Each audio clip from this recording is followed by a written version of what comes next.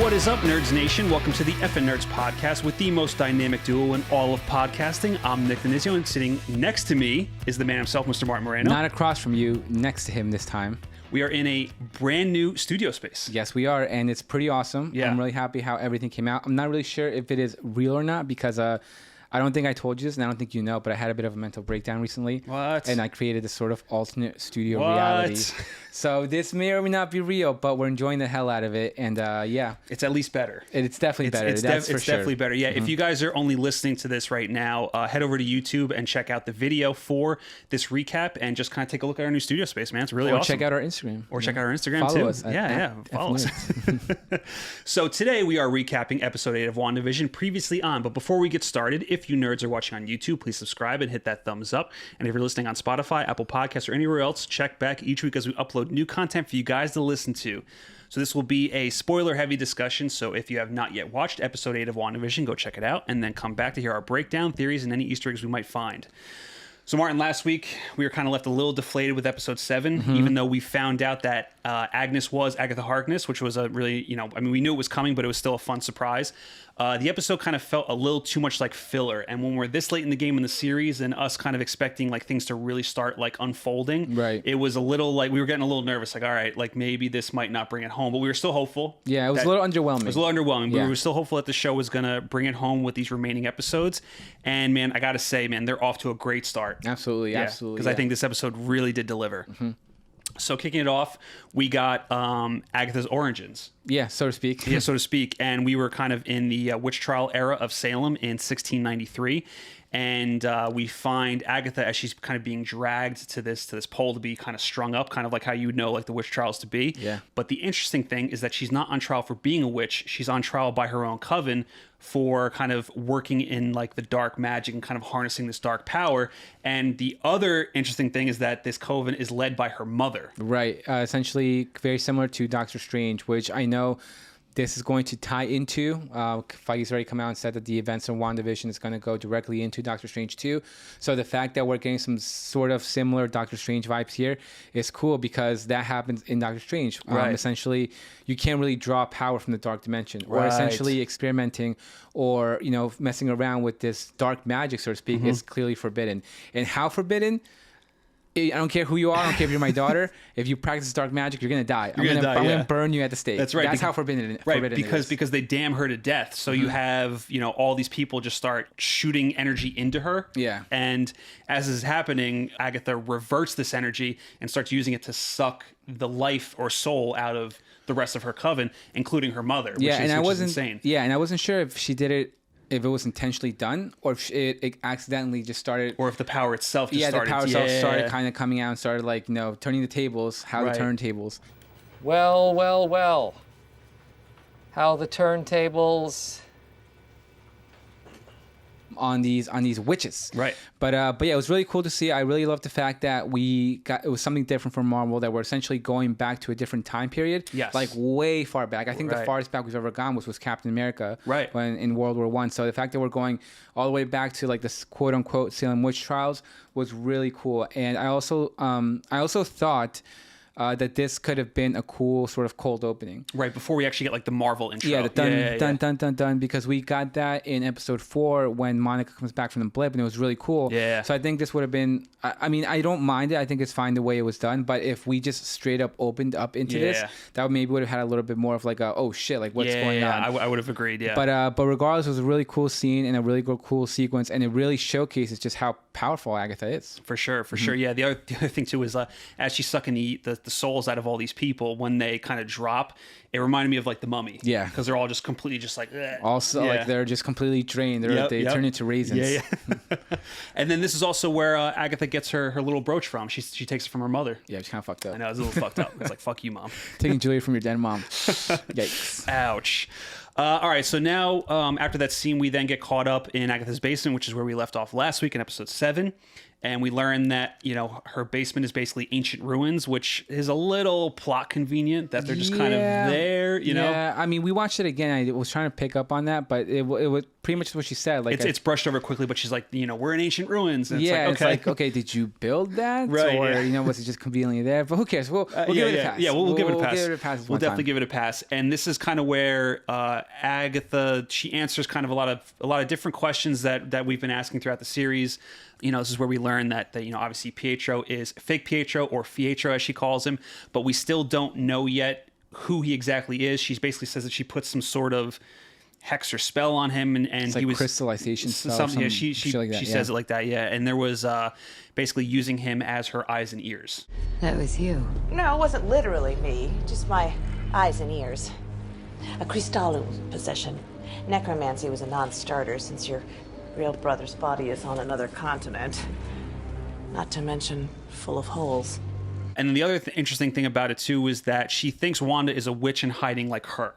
And she wants to, I don't know if she wants to like harness her energy or just like team up with her. I honestly don't know like what her exact intentions are, but she's like, you know, she wants to know like, how'd you do this? How'd you do this whole thing? Which kind of calmed me down a little bit, because I was worried last week that, you know, with the whole it's Agatha all along, that she had done all this, but that's not the case. Same. That was probably my biggest worry going into this, or essentially leaving last week's episode, was that, okay, our main villain is Agatha. And we kind of said that, like, okay, if she's powerful enough to essentially control Wanda and create this world, then really that just kind of, I don't know, that's almost like, I don't want to say being too powerful, but you kind of have someone that could have probably taken out Thanos. Right, it dumbs Wanda down a little bit. Yeah. But also kind of just, it's like kind of just showcases her strength in a way. But I'm really glad that we got that right off the bat, the fact that she's just curious and she's very intrigued as to what's going on and how Wanda did what she did. Right. And she makes a mention of how she was pretty much just like passing by, minding her own business, and then she felt this sudden burst of like very powerful magic. Right. And that was essentially what drew her to where Wanda is. And since then, she's been trying to figure out, like, she makes the fun jab about her accent, about the costumes, about That's the right, wigs. man. I love that too. How she's like, that accent really comes and goes, doesn't it? Which is just a nice meta moment, because I feel like we've all said that. Where are my children? Where are my children? Woof! That accent really comes and goes, doesn't it? I feel like Agatha is like us a lot in this episode. So the fact that she says stuff like that was really fun. And yeah, just that really calmed me down. The fact that it's just her really trying to figure out exactly what's going on. Which is kind of what we suspected, I think, early on. Because like with the whole thing with the Hex, and we kind of were, I think we were also hoping that it was just like Agatha and maybe some other possible villains that might still pop up kind of noticed that this was happening, and they kind of came in to almost leech off of Wanda. And it's essentially indirectly happening. Yes. Like she did figure out what was going on. She did kind of come across this powerful hex thing, and now she's just really trying to figure out how to do, whether it's to harness the power or whether it's, you know, for whatever reason, she's really trying to figure it out. And she also kind of schools Wanda a little bit, because Wanda tries to use magic, and she's like, you can't do that here. Like that's the basics. Right. How do you not know that? You know, and she's like, even the simplest transformation spell took years to learn, but she's out here controlling people miles away, creating this alternate reality. So once again, just really showcasing how powerful Wanda is. Right. And then how also like untamed she is on her powers, that she doesn't even have full control over it yet. Right. It's just raw. Right. It's raw. It's raw energy. So Agatha wants to know how Wanda did it. So she kind of acts as like a demented ghost of Christmas past, and sort of takes Wanda back through like kind of her most traumatic moments in life. Which was the second she says like, time to watch some real life reruns, or like, let's go back and figure out. I was like, yes, like, here we go. We're getting it. We're getting some answers. Like, I was ready in like from the very, like I was getting somewhat reassured from the kind of uncertainty feeling that we had from the last episode. Right. But yeah, like this episode got off and it just took off, and it was fucking awesome. But yeah, once we go back to Sokovia at first, and yeah, pretty much just picks up from there. Yeah, exactly. So we are in Sokovia, and we're at Wanda's old, I guess, apartment. Well, it's maybe like not even an apartment. Room. It's like a room, basically. Little studio in war-torn Sokovia. And we learn that Wanda's father sells like VHSs or DVDs, and he has a whole suitcase full of sitcoms. Yeah, that's his I guess, he's like one of those people in New York City just trying to sell those. Right, like, just trying TVs. just to make some money. We then learn that Wanda's favorite show is Dick Van Dyke, and the show that she picks to watch for family TV night is an episode that really ties in with the first 2 episodes, because we see a lot of what's going on in this Dick Van Dyke episode, and a lot of it is what plays out in the first 2 episodes of WandaVision, which I thought was really cool. Right. If we pretty much kind of get confirmation as to where her love for sitcoms comes from. Right. Which essentially, like, it was like her family time. It was moments that she spent with her family, with her brother, who are now all gone.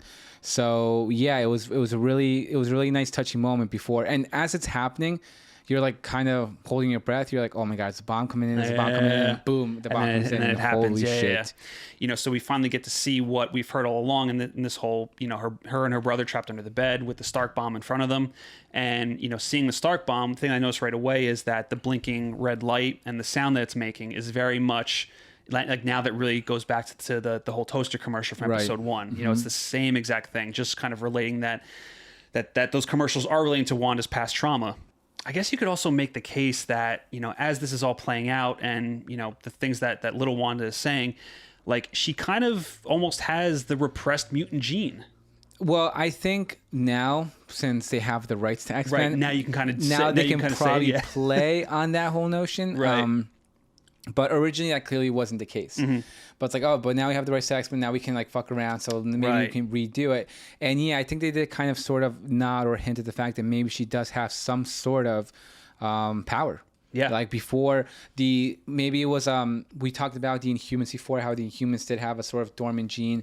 And then once this sort of blast happened in one of the comics, it essentially woke up a lot of those dormant genes. Right. So maybe they can do something here where a lot of these people all along have had dormant genes. Right. And now this possible blast from the Hex could really wake it all up. Exactly. So, yeah, if they want to go that way, then cool. I mean, I don't really care, but that definitely was not the intention originally. That's definitely like something that now they're kind of messing around with. Right. Yeah, I would definitely agree with that. But this almost kind of gets confirmed when we go to the next scene, which is the Hydra testing facility, and it's basically like, yeah, like everyone that's gone in front of the Tesseract has died. And then obviously we see Wanda interacting with the stone for the first time, and it's a fantastic shot. She gets this vision of her as like a fully formed Scarlet Witch with the whole like OG not OG costume, but it's like the more modern OG costume, right, with the little horns and everything, and the big it's almost like essentially her costume with the big like red coat, so to speak, right, but just has the head guard, right, like the little spikes. And yeah, it's an incredible scene, and this kind of goes back to what I was saying last week of how when we got the big Spectrum reveal, it just looked like poorly done. Yes. It just like she was just there, just moving. Her hair wasn't moving. She looked like she was just walking in place, and all the CG was added in. Whereas to here, you really kind of get this sort of like grand, epic moment with Wanda. Her hair is waving all over the place. You see like the light in her eyes. Which that's a great shot too, where it's a close up on her eyes and she sees the vision like in her eyes. It's so cool. Like now in hindsight, using this moment, that makes me even more mad for fucking last. Like what the fuck? Like you're giving us this incredible they really moment. Dropped the ball in the last one. Yeah, they really like you're giving us this incredible moment with Wanda kind of coming to or realizing like seeing her future potentially or what she's going to become, and then you have like the birth of Spectrum here, just like weak, just miming out, just like miming out, walking through the fucking like whatever. But it was an incredible scene, one of my favorite shots, definitely one of my favorite shots from the show, and yeah, just so well done. Yeah, for sure. Shortly after that, we kind of catch up in Wanda in her holding cell. What was also interesting too is you had the two, I guess, Hydra scientists, and they were looking at the monitor, and as they were watching Wanda interact with the stone, it glitched, so you didn't really see it happen. And I don't know if that was intentional, but like it just reminds me of just all the entire glitching that's been happening throughout the series. Right, or it can essentially been a very early or the very first, so to speak, of her altering the reality. Right. Like this happened, but I don't want them to see it, so boom, I'm going to erase it. Yeah, exactly. Simple. Oh, it could be that. Could be that. But yeah, so while she's in her holding cell, they have the Brady Bunch on. Right. So really, just and what's happening there sort of ties in with episode 3 of this series. Yeah, pretty much. The whole aesthetic is essentially the same, and we get the really great shot of like when the TV goes out and you see the reflections. Yeah, and they're standing there. Very similar to Science. Remember in Science when he whips at the TV and he turns it off? It's like it was like a really cool horror shot moment. So yeah, and then they start discussing a little bit. Agnes starts to kind of put pieces together, and again, a very meta statement when she's like, "I have a theory." I'm like, "We all do, Agnes. All of us have theories. we need to know." Yeah. So then going from there, we kind of catch up with Wanda at the Avengers compound, and it looks like this takes place between Ultron and Civil War because she mentions how this is right after Pietro died, and she feels very alone. Right. And this is also kind of the first real moment between her and Vision, which is, I mean, like this whole scene, bro. Like this whole scene's fantastic. It's probably one of my favorite scenes in the series so far. It's very like heavy, but just kind of kicking it off. Malcolm in the Middle is playing, which. Again, nice little cameo from Bryan Cranston. You're goddamn right. It's funny because as the episode went on, we kind of, in a sense, also moved through the decades. So earlier we saw Dick Van Dyke, then we saw the Brady Bunch, then we're seeing Malcolm in the Middle. Right. That was also like a nice little kind of sort of self-reflective nod of what was going on in the episode in regards to the overall show. Right, for sure. But Vision kind of comes in and Wanda, mentions how she's feeling very alone. So it's nice to have that companion with her. So they start watching the show. And then, like I said, with Bryan Cranston, I don't know which episode it is, but he's building this structure and it falls on him. And Vision's like, is he hurt? And, this feels somewhat like a commentary on, just TV shows, movies in general. She's like, it's not that kind of show, that he's not hurt. You know what I mean? Whereas it's funny because, like, if it was like a flip, if this was like a drama and an event like that happens, he might be very injured. If it was The Wire, he's dead. He's dead. Yeah, exactly. But this is also, I love how she says this is the first home that Vision and I ever shared. Right. So this is also like the first place that their, I guess, quote unquote, love really starts to spark. Right. And it's like we've been saying all along, these little moments throughout the show just add more strength to Civil War. Because when I was watching, I wasn't technically watching Civil War. I was trying to pull a clip from it for one of our stuff. But there's a moment where, like, Cap and Wanda are talking, and Vision comes in through the wall. And she's like, Vision, we talked about this. You can't just come in. Viz, we talked about this. Yes, but the door was open, so I assumed that Captain Rogers wished to know when Mr. Stark was arriving. Thank you. I'll be right down. I'll use the door. So you assume that the scene in this show happened before that. Exactly. Yes. Like, it's just, it adds a lot of strength to previous and possible future projects, but it was just a great moment and just some amazing dialogue between the two. Well, that's the thing, man, is this is where you really see, like, Wanda's trauma, and Elizabeth Olsen just absolutely, I mean, she crushes this whole episode, but this scene in particular is where, like, you really just feel, like, Wanda's pain. And then, again, from Paul Bettany, another, great performance, like, he just responds back, and he has this awesome line. I've always been alone, so I don't feel the lack. It's all I've ever known. I've never experienced loss because I've never had a loved one to lose. But what is grief? If not love persevering? And I was like, fuck. I know, and that's the thing, man. Like watching this for the second time. Don't get me wrong. Like, the first time I watched it, I thought it was really good. I love the episode, but watching it again is where those emotional moments hit me that much harder. Right. And just piggyback off what you said, I think Elizabeth Olsen, like, she's been great, but this episode she fucking crushed. Oh yeah, she shined in this episode. She really, really crushed in this episode. And something at this point we've kind of known this all along in a sense, but this really hammered home the whole fact that this is low key a show about, like, trauma, about mental illness, about depression, anxiety. She talks about, like, this wave coming over her, like, being really anxious. So these very, even though it's like a TV 14 made for family show, it has some very serious undertones, especially in regards to what's very relevant today in regards to, like, people having anxiety, depression, things like that, whether it's because of the pandemic or whether it's for whatever reasons. So the way they're really handling the subject matter is brilliant.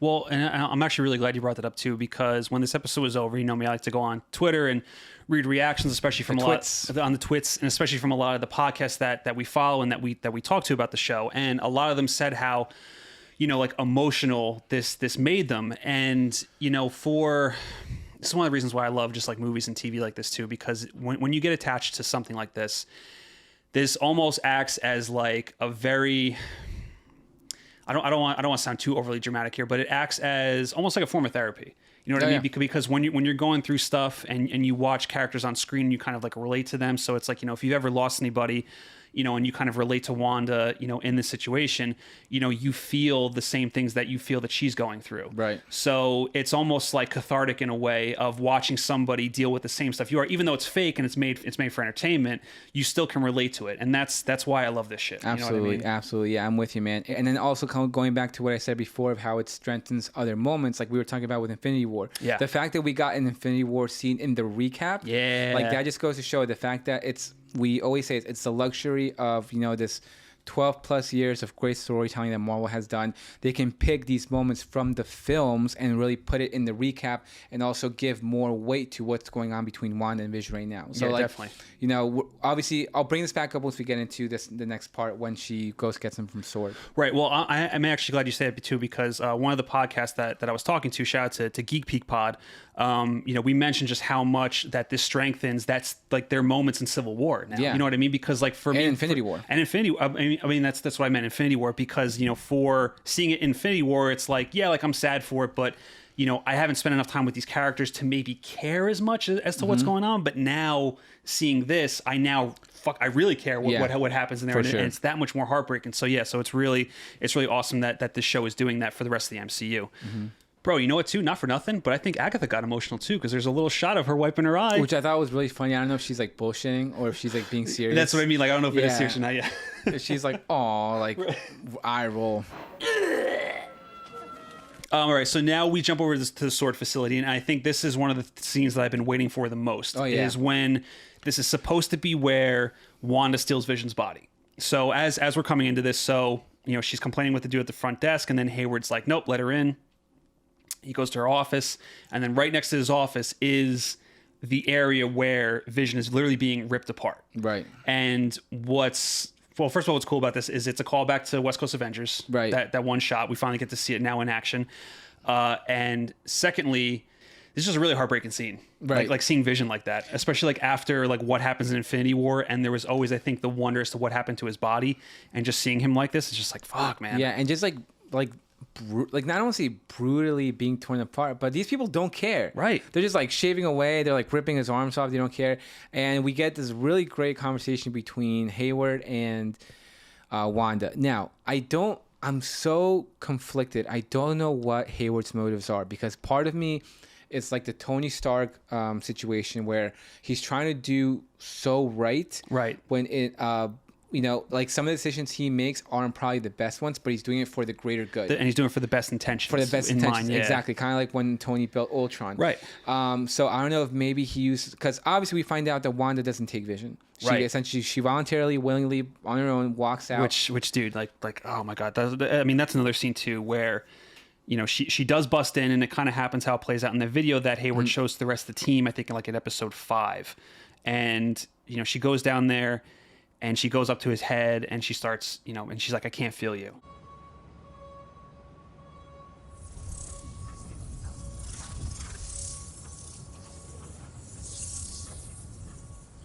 I can't feel you. At that moment, you're just like, fucking kill me. Just kill me now. You know? And again, that further strengthens, like we were saying, the moments in Infinity War, further strengthens the moments in Civil War and all their backstory. But it's like, I'm just like I'm really excited to see how it all plays out, because part of me doesn't know if Hayward is bad, or if it's just that, or if it's like the fact that he's been, because we talk about trauma.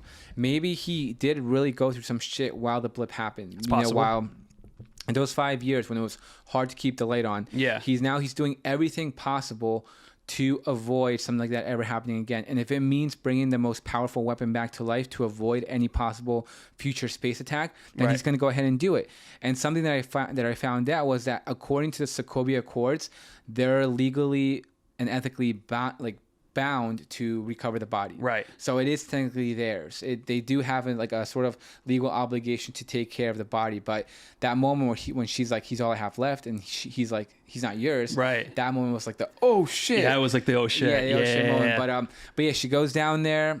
heartbreaking moment, and then she just willingly leaves, and Hayward obviously used that to his advantage. I can't remember if we actually see Wanda. We see Wanda breaking in the video, but I don't know if we ever see her taking. We don't. Right. So obviously Hayward uses that as a notion to just kind of Which, in a way put more people on his side, because it just strengthens his decisions to do anything necessary to stop this. It does, but like here's the thing, like the scene itself is also weird.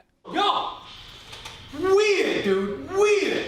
It almost feels like he's baiting her. It does. And just his dialogue and what he's saying to her, it doesn't feel like natural or comforting or any kind of way. It feels very much like he's baiting her to go in there and do something, which she does. Maybe it doesn't pan out the way he wants it to. So that's why, like, and trust me, like, I have no idea why he would want to do that either, because there's no way he would have known that Wanda was going to go to Westview and do what she did. Exactly. But it's just, there's just something going on. And I really hope that the show explains, to what exactly his deal is. Right, because he does make a mention of, like, not everyone has the power to bring, people back online.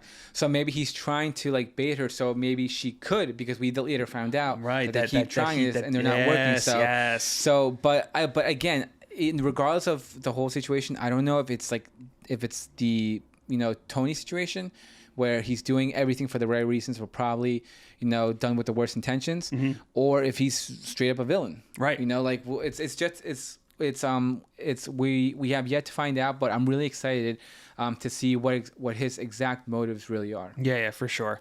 So after this, obviously Wanda, she leaves the facility, and I don't know why, but I found it hilarious that Wanda was driving a Buick, because she's got this ability to fly, but she's just incognito, just kind of driving this like normal car amongst everybody else. Yeah. You love to see it. I love seeing like superheroes in films, TV, whatever, just doing like normal shit. Normal everyday people shit. Yeah, just like her walking through a parking lot all sad, getting into her car and driving away. I'm like, right. It's cute. It's relatable. Yeah. But she gets to Westview, and this is where we see some of the citizens. I think we see Herb. We see the delivery guy. The delivery guy, right? I always forget to do with the mustache. Who plays the piano? Yeah, it's not Norm. Yeah, I always think it's Norm. It's something else. But that's Dottie's husband. That's Dottie's husband. And what I like too is that he's putting up a piano lesson sign. Right. Which is a nice callback to like the whole earlier episodes. And yeah, we also see Mrs. Hart. Yeah, and Wanda, she gets to this plot of land that I guess her and Vision were going to have at some point. I don't know where she got this deed from, or like they never mentioned like starting a home together, because like literally as their relationship is developing in Infinity War, they get attacked. Right. So I don't know when they had this plan. I don't get so either, unless it was like a surprise from Vision. Maybe. That, then he kind of very what is it? P.S. I love you. When he sends sends letters after he dies, and then he sends like a little message to her. Never thought we were gonna get a reference to P.S. I love you, but here we are. I have a big history with P.S. I love you. I'll just say that. But as she's driving through Westview, we really notice that it's a pretty sad town. It kind of is, yeah. It's very run down. A lot of the businesses are closed. It just like it's not very green and lively and vibrant as it's shown in the show, as it has been shown. But yeah, and this is just like pretty much what I've been waiting for this entire time. Just having her in an open space, like really, just. Like overcome with grief, overcome with pain, and then just boom, just first blast makes the house. Yep. And then she has like another one. First of all, I don't know if she's on strings or not, or if she's extremely flexible, but she's got some Neo. Oh, she does it. She's going back. Like she's reaching back, like going all the way down on the limbo bar. But to see this sort of blast and see everything turn to what we've seen from the beginning was just such a great moment, and just finally confirmed, like, yes, this is it. Wanda had a mental breakdown. It was too much, and she really just created this world where she can be happy with Vision. And not only that, but she gave into it. Right. So when she sees Vision in this black and white sort of aesthetic, so to speak, with everything around her black and white, she kind of steps forward and gives into it and just enjoys this happy life with him. Right. And the other thing too is we now see she recreates Vision. Yeah. She recreates Vision. So I don't know in terms of what this means in terms of like is he actually there? Is he like, obviously we know he's part of the Hex, so if he leaves he's going to get destroyed, but like it's funny because as she's creating him, it reminds me a lot, and I feel like it is a callback to how he was presented before he takes the body, in Ultron. Right. He's like this orb, but it's that same like kind of gold, orange, yellowish light. Like the wiring, Yeah, kind of like the wiring. It's like wiring making out the shape of the body, Right, and then, like, exactly. just filling up. Yeah, or he could be a sim. Right, he could be a sim. He Basically, could be a yeah. sim, and because it is confirmed now that it's essentially like a computer simulation, Right. made by Wanda, and he could just be an avatar, could be a sim in that world, Right. and that's why he can't be taken out of it, because Right. the second he takes out of it, he gets ripped apart. Like he's bounded by that magic. Yes. So that could be a situation. Now, That's another thing I'm excited for the show to kind of, I don't know if they'll answer it, but just kind of sort of give more insight into what that means. Like who is this Vision? Right. Like is he just a simulation, or does he have some sort of piece of the old Vision? yeah, and there's something else I want to say, but I'm going to save it for the after credits discussion. Okay. All right. Gotcha. So as Wanda does create this whole hex. I'm assuming that the deed became the calendar because it has the little heart on it. Right. So that'd be a pretty cool thing. But yeah. So Wanda does create this reality. It's the whole black and white thing, and then Wanda's standing there in plain clothes and color, and I love how she's looking out, and it's the set. It's the set with it's all like the from a lights. different perspective. Yes, and you hear this solo clap in the audience, and it's fucking Agatha. And I got very excited. I'm like, who is it? Who is it? Obviously, it's Agatha. Yeah. But for a split second, I was like, is it Mephisto? Is this Mephisto? Is this Mephisto? But no, it was just Agatha. Yeah. Pretty much now realizing, like, okay, I know what you did. You know what you did? I know what you did! So yeah, and then Wanda's just sitting there, and she hears the cries of her kids, and she runs outside, and we see Agatha fully hocus pocused out in her whole getup. She's got her getup. She's looking all fresh. Yeah, she's looking all fresh. In her witch vibes. Right. In her witch gear. She's got Tommy and Billy kind of held hostage, and this is where we get the big name drop. You're the Scarlet Witch. Right. Or Well, however first she says talks it. about how she's been practicing chaos magic. Yes. And how Wanda is technically supposed to be a myth. So at this point, we know that Agatha knows who Wanda is or what Wanda is. I mean, come on. I know you. You know you. And I know you know that I know you. And she's essentially saying, like, there's all this power, everything that you hold, and you're using it to make breakfast for dinner. Right. So obviously it's very dangerous stuff, and Wanda's out here just to essentially please herself. Right. And maybe it's like a Jedi situation. A Jedi must never act out of emotion. Right. Right. So maybe she's like, the fact that she's just doing this to be happy and quote unquote, like I said, make breakfast for dinner. Really, Agatha was like, okay, bitch, like, right. I need to put you down. Like this is not funny. Right. Exactly. Yeah. Like, she was intrigued. Now she's like, oh shit. Maybe, she's like, oh shit, maybe this I gotta is take this bitch out. Yeah. But yeah, and then the episode kind of ends right there, and the first thing that I noticed is that there's no police stand by. It's literally just a blank screen. Right. So, but going back to the whole name drop of the Scarlet Witch, like, yeah. they teased it in the beginning, only to make us all talk about the fact, like, oh, that's right, they never gave a Scarlet Witch title because of the X-Men rights and blah blah, and they got us all talking, got us all jacked up, and the second they name dropped it, we were like, oh shit, there we it go. Like, maybe that was a Luke Skywalker cameo that we were expecting this whole time, was the name drop. Now we actually got the Scarlet Witch. Yeah, we got the Scarlet Witch. Yeah, that is the cameo. But yeah, fantastic episode. Fantastic. Yeah, really fantastic episode. And then before it officially ends, we get another after credit scene. Oh yeah. And we have Hayward, who is now in front of the Hex, and bro, the Hex is looking intense. It looks like it's about to blow up. It does. It looks like some shit is going on. Some light is piercing through. It looks like it's like a atom bomb or something ready, like getting powered up to blow. Right. And then this is where Hayward is like, the team is ready. And we all, I peed myself a little bit. I'm like, are the Fantastic Four going to be the like, 10? No, it's not. No. But what we do get is we learn that Vision's actual body, that in these, I guess, subsequent years between, Infinity War to now, that they've taken Vision's body apart and put back together numerous times, trying to figure out how to get him back online. Right. When all they needed was just some of Wanda's power, which they showed the drone from, I guess that was episode 5. Yes. Right, episode 5. That still had some of Wanda's power, and they use it to power up Vision's body, which has now been rebuilt, and it's the White Vision. And it's the White Vision, the West Coast Avengers Vision. And yeah, this is kind of where I go back to Hayward. Essentially, like, he makes a mention here that they've been tearing him apart and putting him back together for the past couple of years, So maybe if you rewind back to the moment where him and Wanda were talking and he was possibly baiting her, like, because they're clearly not getting anywhere. Right. And that's clearly the case. whether it was all strategically mapped out from Hayward's point of view, like, okay, I'm going to fake that she stole it so I can get the energy and power him up. That seems a little too convenient. I know. The fact that they send in the drone. First of all, it wasn't his idea. I mean, yeah. For me, I don't think that was ever his plan to get Wanda's power on there. It's like because the way he says it, like, you know, and come to find out, all we needed was just a little bit of her power. Right. Like, I don't think he knew that was the case. I think it was just like coincidentally, it just happened. The cards fell in his favor. Yes, so exactly. is that the metaphor? Yeah, Cards fall. Yeah, in your favor. I guess. Oh, whatever. Fuck I don't fucking know. Fuck it. English is not my first language. I only know some metaphors. Yeah.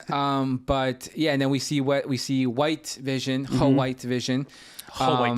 WandaVision's gonna get canceled now, but yeah, it looks awesome, and obviously the thing that a lot of us think about right away is West Coast Avengers. Right. West Coast Avengers, for those who don't know, is essentially another group of the Avengers who was, I believe, created by Hawkeye, and it has a white vision. So essentially he does come back to life, but he's like emotionless. His memory's wiped. He doesn't remember Wanda or his kids or anything like that. Well, the thing is that they took someone's someone who wasn't. Let me find out real quick. Who was? I should have looked this up before. A few moments later. We're back, yeah. So they took Simon Williams' essentially like brain patterns, and he was in love with Wanda, so they put that into Vision originally. Okay. However, that whole process really fucked up Simon Williams, so he's like, I don't really want to do that again. Right. So it left the new West Coast Avengers Vision, white, emotionless, and just like pretty much just like a straight up like droid, like robot. And could this possibly be leading up into West Coast Avengers? It's possible. It is. But, I think. Yeah, I think so too. Yeah. And also, bro. So next episode, I mean, I'm not the first person to say this, but is the White Vision going to have Ultron's voice? Well, that'd be awesome. Yeah, I would love to maybe get James Spader back. That'd be really cool. Only to then later on maybe be like, okay, if we are going to keep Vision around, which hopefully they do, which I think they will, because I think so too, man. I'm kind of, I know where you're going with this, like how maybe at the end, like both Visions kind of merge. Right, she'll merge the Avatar with like the real one. She'll put that computer simulation mainframe into the droid. Well, here's what I'm thinking too, because obviously like both Wanda and Vision, they're the Mind Stone, right? Yes. So like when Wanda is killing Vision in Infinity War, I wonder if somehow she takes a piece of him and she has it. You know what I mean? Like in her powers. You know what I mean? So it's almost like the Vision that's in the Hex is more like Jarvis, whereas the body's going to be like Ultron. Maybe. So that's kind of what I'm. And that's Ultron what I'm is a member of West Coast Avengers. Is he really? Yeah. Oh, I didn't know that. Yeah. So okay. I mean, so that's a possibility, because remember in Infinity War they separate a lot of Vision. They separate. Remember, like he says, like the best parts they separate. Right. So there's still a lot of Vision out there somewhere. Right. And yeah, I'm excited to see it all play out. However, we've seen Vision die twice. We saw him get ripped apart from the Hex. Are we gonna have them fight and then die again? I don't know, bro. Like, oh my god, it's this so poor much. robot. Like, give him a break. I was gonna say, man, who's been through more, Wanda or Vision? My guy just keeps getting like ripped apart, keeps getting fucked up. But speaking of, we didn't really get. Obviously, we got Vision in this episode, but we didn't get like because remember he leaves last episode. Yeah, in episode 7, he bounces from Darcy, right, to go his there. house. So we assume that the finale is going to pick up right where this episode like actually ends with Agatha having the kids hostage. Right, and then Vision coming down and landing, and then we'll get some crazy crazy shit. And then we'll see. I'm excited to see what's gonna go on with the kids. Yep. So there's still a lot of questions that have to be unanswered. I really wish this finale was 2 hours long. I do too. I think we got confirmation that the finale is going to be 50 minutes, not including credits. But we assume there's probably going to be an after credit scene. And like here's the thing. Like, we've had so much fun through this whole recap, through this whole series of our theories, and it's gonna be Fantastic Four. Is Mephisto? Is it Nightmare? When's Doctor Strange coming? Like that's all fun. But regardless of that, I'm just hoping that this ends on a great note, that it ends well for what the show has presented. If we don't get any of those things, I'm totally cool with that. Just have a great ending. Obviously it's going to lead into Doctor Strange. It might not answer all of our questions. They might save some stuff for Doctor Strange. So we'll see. We'll see. I mean, I'm still banking that Doctor Strange is going to come in just to set up his movie, whether it's at the very end of this episode or in the after credit scene, but we'll see. No, I'm with you, man. At this point, I'm the one who I love to speculate and figure out, is this Mephisto? Who's this? What's going to happen? Are the X-Men coming in? Blah, blah. I've been doing it this whole time. But after this episode, I don't care. I know. I'm just like, cool. Like, this was incredible. Let's wrap it up and let's just see how we move forward. Yeah, for sure. And then I got one final question. Yes. How the fuck did Sword get Vision's body? Bro, I just told you. How? Because it was a Sokovia Accords thing. So that was in there, that his body had they according to the Sokovia Accords. Now I read this up. I believe it was on either Nerdist or IGN. According to the Sokovia Accords, there was a thing that he says that you can't use my body as a weapon. However, it was their legal and ethic right per the Sokovia Accords to recover the body. Okay, gotcha. Yeah. All right, so at least that clears that up. Yeah. That makes sense. I could be 100% wrong, but that's just, because the internet's always true. Oh, yeah, so, it's always true. Yeah. It's always true. But before we wrap this up, I just want to say thank you to everyone that has watched and listened and been so supportive. I love having conversations with you guys after the episodes are over. Like Paul and Griff always hit us up, and they're always talking to us about the episode, and a couple other podcasts always shout us out and retweet us. So I just want to say thank you to all you guys that have done that. And this is it, man. We got one more episode left. It sucks that we're at the end here, but it's been a fun ride, and I can't wait to see how it ends. Yep, same. And then we'll, very much like WandaVision, we'll figure out how we move forward. Definitely. But all right, Nerds Nation, that does it for us. Thank you guys for watching. Thank you for listening. Remember to like this video, subscribe to our YouTube page, and remember you can follow us on Twitter, Instagram, Spotify, Apple Podcasts, and anywhere else you can see that big, beautiful FN logo. How do you guys think the season finale is going to end? Is it going to wrap up everything like you want? Comment and let us know. And I guess check back next Wednesday for next week. Check back next Wednesday for our recap of the series finale, because I don't think it's going to come back for another season. I think this is it. So and we'll catch you guys on the next one. Bye.